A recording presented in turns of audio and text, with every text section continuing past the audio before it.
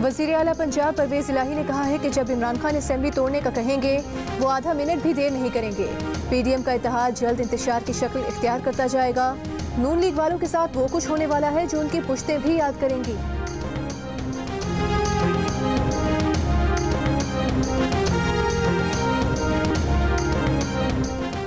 राना सनाउल्लाह ने इमरान खान के असेंबली से निकलने के फैसले को नाकामी और गुस्से का नतीजा करार दे दिया।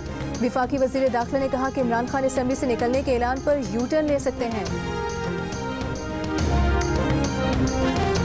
और पाक फौज की क़यादत के खिलाफ नासेबा अल्फाज के इस्तेमाल पर पीटीआई के रहनुमा सेनेटर आजम स्वाति गिरफ्तार। एफआईए ने पैका एक्ट के तहत मुकदमा दर्ज कर लिया। कराची, कोयटा, सखर, लाड़काना, हब, लेस्पेला और जैकबाबाद समेत मुख्तलिफ शहरों में आजम स्वाति के खिलाफ मुकदमा दर्ज।